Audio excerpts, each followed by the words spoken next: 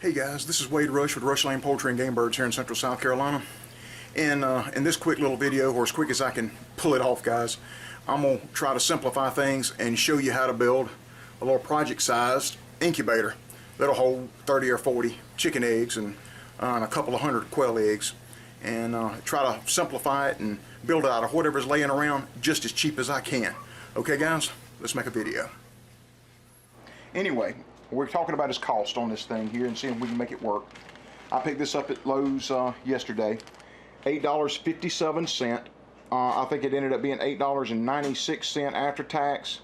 So we're just going to call this $9. I'll make a note of this on the video too, so we can kind of keep track of cost. $9 on a thermostat.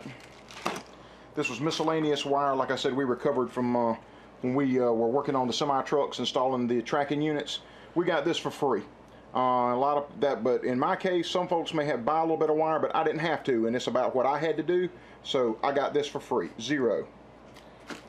This little fan, I got a bag full of them off of eBay with free shipping. This was $1 for this little fan right here, so $1. The only cord that I use in my incubator builds now is a standard household extension cord. I'll explain the reasons behind that here in just a little bit. That's what I'm going to use for a power cord. And what else did I have? Oh, it was my these little sockets. These outdoor sockets are $1.75 at Lowe's a piece. We need 2 of those, so I think that almost comes to $2.50, $3.50, $3.50. Yeah, $1.75 twice is $3.50. Alright, and last but not least, we want to be able to see through the top of this thing right here. And so there's a lot of different ways we can do that, but I don't like to have to cut plexiglass unless I have to. And so I go into Goodwill a lot and see this little picture frame, 5x7 piece of glass. We just broke down the picture frame, took it out. It was $1 at Goodwill. So our glass, $1. You're not going to go to Ace Hardware or anything like that and get a pane of glass cut out for $1. So we're going to use this. We're going to mount this on here as our viewing glass. And since it is glass and not plexiglass, we're not going to have problems with heat warping the glass or anything like that. So, alright guys, fixing to get to assembling here. The last thing didn't mention, these are appliance bulbs, 25 watt a piece. I figured which is going to be plenty good enough for this box right here. $2.50 at Walmart. Okay. What I'm doing is going back to, this is one of the original thermostats right here that I had in the first incubator that I built here at home. I didn't have any instructions. I just started messing around with this stuff myself. I just happened to have one around, and so we're going to get back. I'm going to cut a couple of holes here. See folks, that's why I like this hole saw so much. Before I get out of here, we'll line this up on this styrofoam right here. Get it close. See, makes a nice neat hole for my socket to fit in there, guys. Alright, I'm going to drill out this next hole. We're going to get this thermostat mounted here on the other side and all that, and then I'll get right back to you. Okay guys, you see we got the holes drilled here, and this is what I'm using is the Permatex Clear RTV silicone sealant. That just happens to be what they had on sale at the time. And all that Permatex stuff works pretty good. I'm a car guy. I've been a tech for over 30 years. So I've got all kinds of automotive stuff laying around here. So you take this right here. We're going to run a good bead of sealant around it.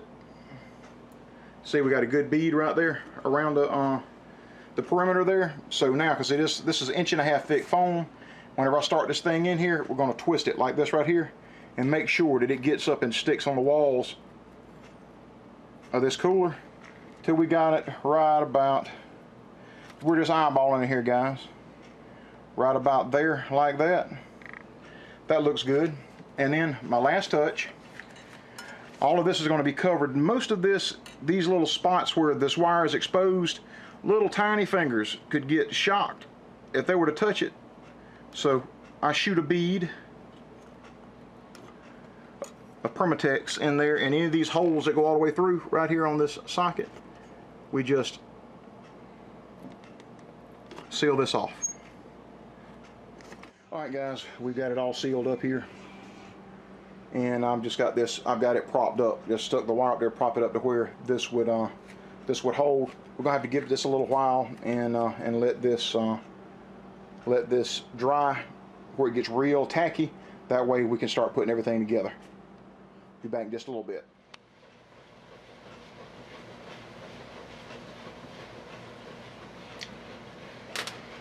Okay, guys, here's the back side. If you've seen my previous videos, you see what I've already done here is I've taken the extension cord, we've split it right here next to the end, and we save the end right here so that we can take our 12-volt power inverter for our fan and hook it up. And see what we do. What we always do here is we take of our two sockets right here, the white wires, and just go ahead and twist them together. Black wires, go ahead and twist them together. This white and black wire, there's your wire from your thermostat right there. Okay, so we're going to do a power test, make sure everything's working before we hook our fan up. So we're going to take some, once I get my electrical box uncovered back here, it's got all my electrical connectors in it. Grab a couple here.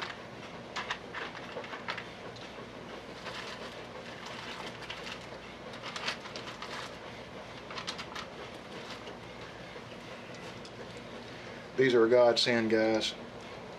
They're only a few bucks, and you'll want to keep a lot of these on hand. But here's your power supply where it comes in. I hope there's enough light where you can see this. That's your extension cord that plugs into the wall. I want to take one side. I'm just taking the white side because that's just what I happen to grab.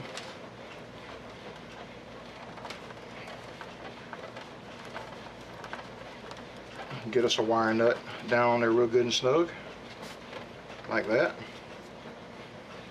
We're going to take from the other side here our thermostat, and basically it just happens to be, because it's a black wire, I just made up the black wires here, just like this.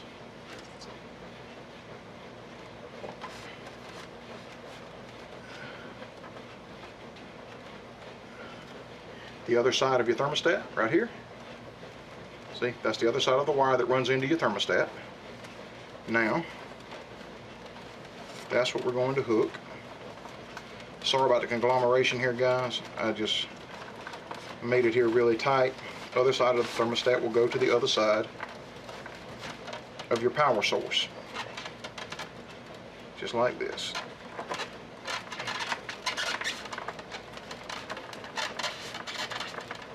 You want them on there good and snug. And we're wired up, guys. Okay, guys, we're fixing to, I think we've got this stuff set enough right here where we can go ahead and start messing with our thermostat.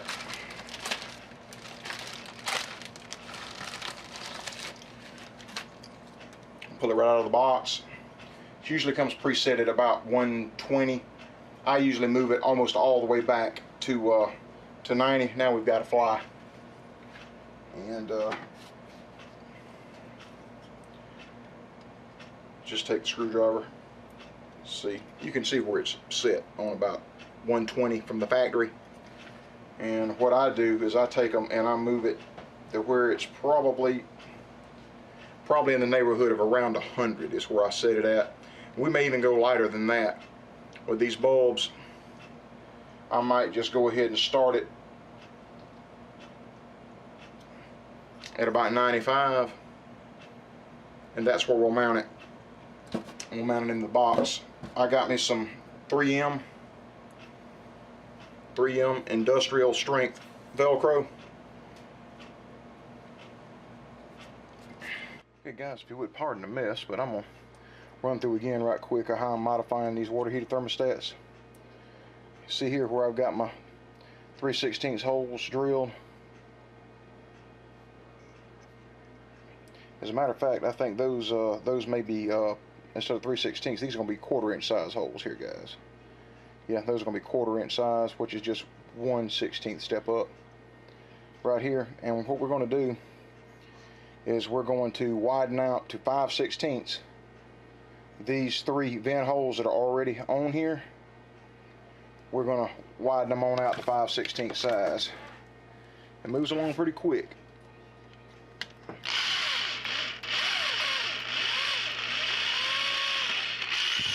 Just like that. I'm going to try to make sure you get as much of your metal flake coming out of there off as you can, guys.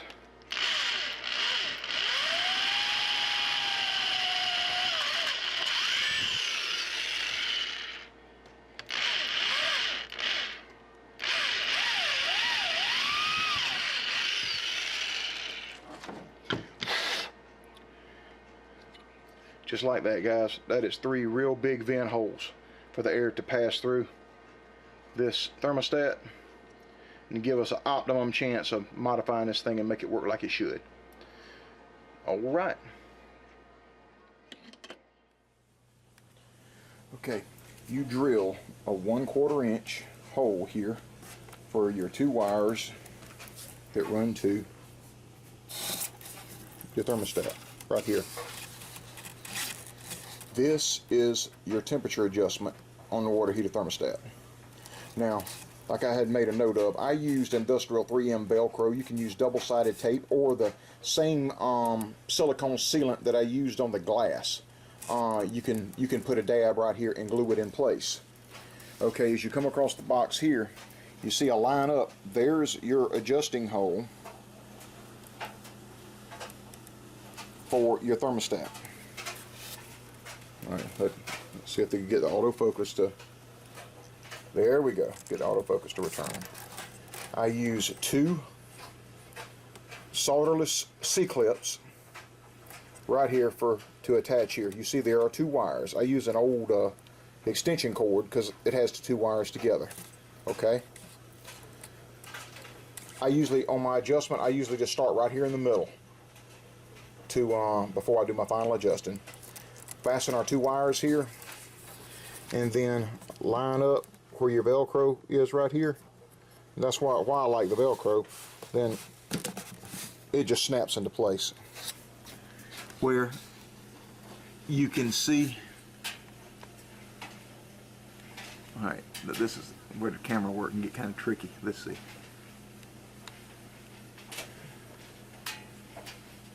Can you see the adjustment?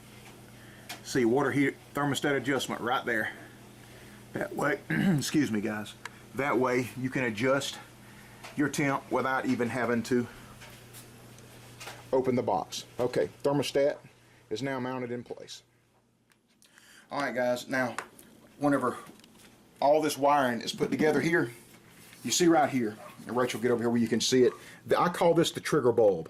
I've got this one really close to the modified water heater thermostat. See that?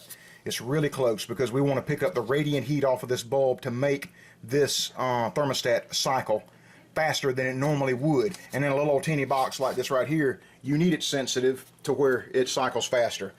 And I've had a lot of folks say, Wade, I modified this water heater thermostat and now my incubator is flashing real fast. It comes on and goes off, and it comes on and goes off, and I really don't hear anything. Then you've done it right. You've got it right when you do that. That is an indication that the modification has worked whenever your incubator is running like that. So if you've done that and that's the way your incubator is running, congratulations, you did it right. Okay.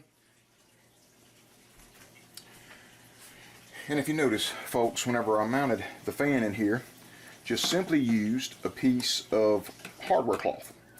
Just a piece of hardware cloth that's easily bent to a 90-degree right there. And this being thick foam, we just used regular 5/8 inch drywall screws. That's what we use there on this styrofoam. This is really tight, tough stuff, and this holds well when you screw it into this box. And this little PVC fan is so light, and these are regular sheet metal screws right here, but I didn't have any nuts to fasten it on the back side of this fan, so got a small little wire tie like this right here, and we put our sheet metal screws through like this, and then you just take the small wire tie like that and start it like this, then put it zip it down on the end of that sheet metal screw, like that right there, and then just hold your that wire tie and screw your sheet metal screw in until it snugs up just like that. And she is in there, baby. And then all we got to do is take a little pair of cutters here and snip the tag off. And then your PC fan, you see the hole is drilled, this little 1/4-inch hole right there for the PC fan wires to go through the outside, where you already seen where we have the inverter is plugged up.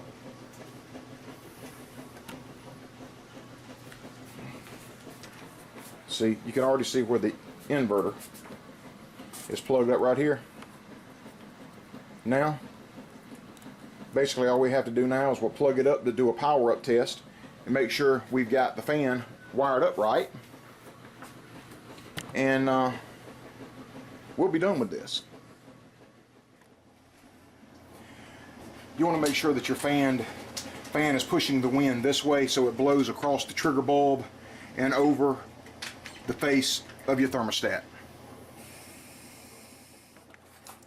Alright, and you're going to want to strip the wires to your inverter as well as to your PC fan.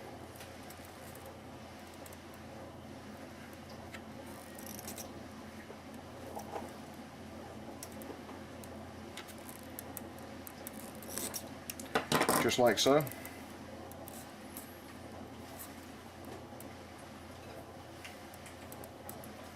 Alright, and then I fasten a couple of red wiring solderless terminals here to the wires to the inverter.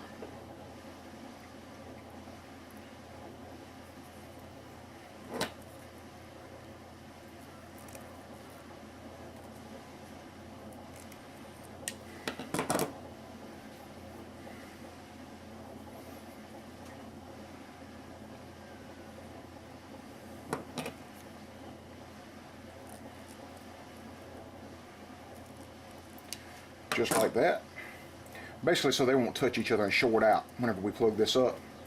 So now all we've got to do is plug up the unit, and then we'll touch our fan wires and see which way it makes the fan work. It will only work one way. If you wire it up wrong, nothing will happen. It won't short anything out, just nothing will happen. When you hit it right, the fan will turn. So I'll be right back.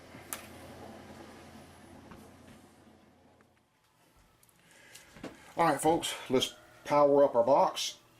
Alright, we see that the lights are working, so let's check our there's no really set way to start it. I'm gonna just see if I get lucky the first time, and we'll see if we get this fan right. And touch the other side.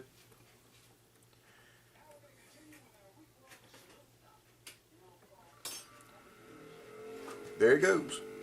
I got it right the first time.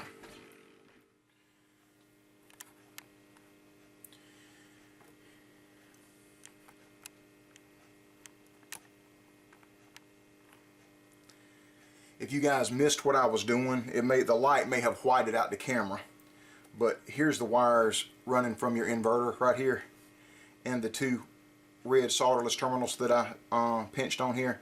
I just run these wires into the terminals to see which way it worked, and I got lucky and they went in right the first time, and when they did, I just clamped them on. That's all that happened right there, guys, in case you missed it, and I think you probably did. Okay, so get those clamps on there. And as you can see, our box is already cycling on and off.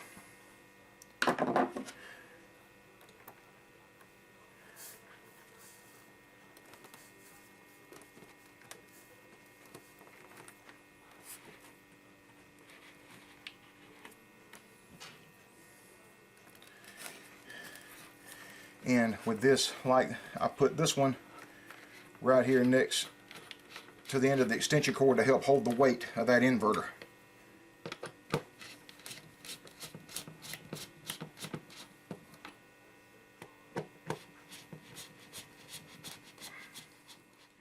There.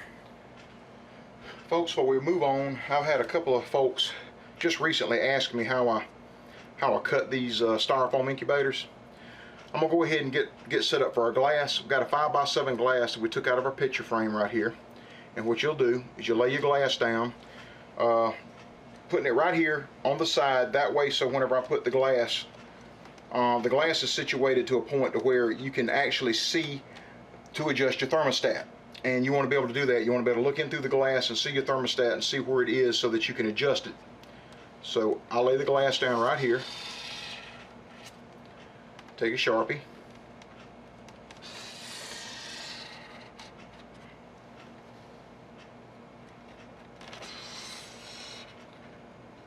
Mark out right there where the glass is going to be. Take your glass out and set it to the side. All right, let me see if I can find my, I had grabbed me a serrated knife.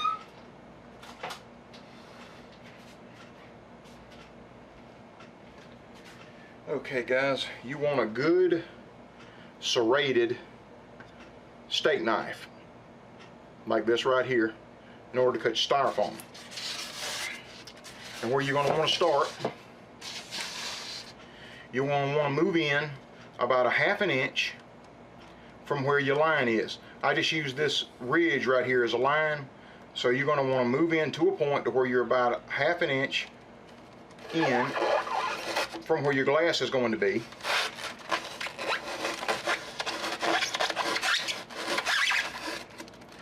And I know that noise can get a little annoying, but we're just doing this, eyeballing it right about there, and then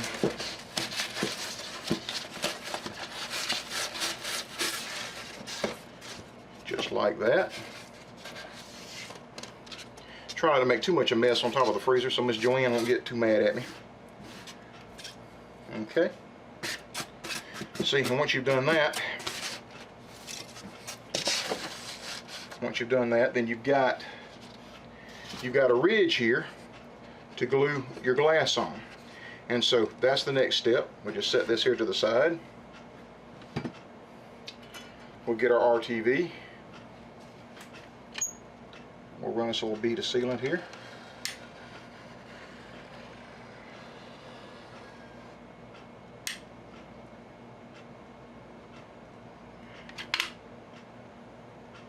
Just like that. Then we'll take our glass.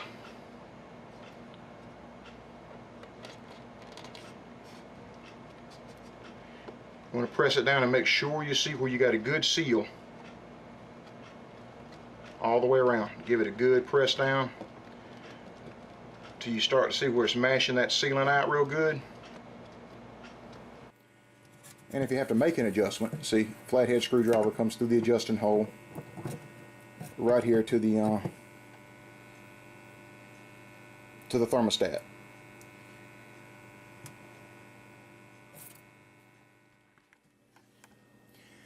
If you ever have to adjust your thermostat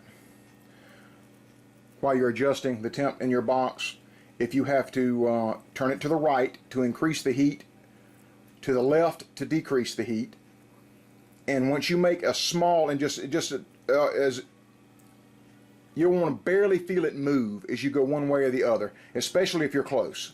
Like if you're, say, at 95 degrees, or if you're at 105 degrees, say, whichever way you need to go up or down with it, you want to go small increments. And after you make your adjustment, you want to wait at least 30 to 45 minutes. An hour would be better to let the box stabilize again before you make your next adjustment. Okay, and to finish it off, I drilled two 7/16 inch holes in the top of the baiter here. Usually each one of these vents will raise or lower the humidity inside the box by 5 points. If I take both of them out and I've got 40% humidity in the box and I want to raise it to 45, you just plug one side We'll raise it to 50, plug the other. And you've also got to have vent holes drilled in the bottom. I've got 1/4 inch vent holes drilled on each side.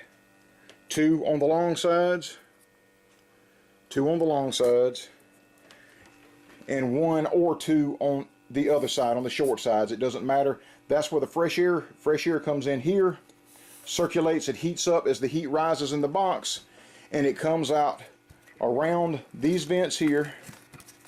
If they're plugged, then it eases out around the top of the box right here. The heat comes out here. All you're doing is allowing more air to come out of the box whenever you open the vents. And you've got to have this fresh air because the eggs are alive, and so you need fresh oxygen coming in the box. The air comes in these small holes in the bottom, heats as it rises, comes out the top. And for your humidity in the box, you want to get you a little bowl, guys, about like this or similar. I use cotton, a piece of cotton t-shirt, old cotton t-shirt as a wick right there. Warm water out of the tap. You don't want it cold when you put it in there, but now empty box, it don't matter, but it's going to affect your settings to start with. You put ice cold water in your humidity in your box for your humidity. So you want tepid water out of the tap. Starts to get warm. You don't want it scalding hot, you just want it warm.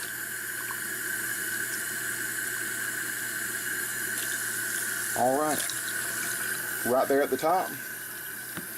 We're going to drop that down in the box, and that'll be for our humidity. And this is our modified water heater incubator as it runs, guys. Flashes on and off pretty quick.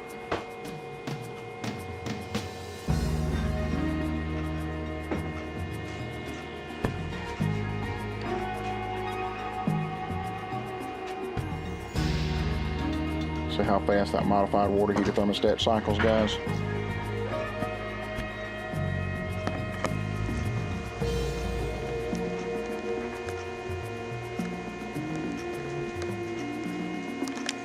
$99.7, 66%.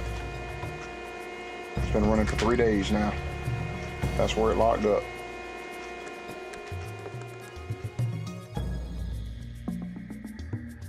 And thanks for joining us, folks, in this updated incubator build. Hope we answered all of your questions this time, folks. And as always, if you have any comments or any questions, feel welcome to PM me with any of those. This is Wade Rush. I'll be back with another one as soon as I can. Bye-bye.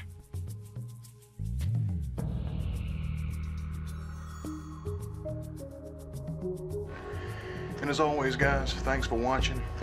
Don't forget to subscribe. So until next time, Wade Rush, RushLanePoultry.com. We'll see you again soon. Bye-bye.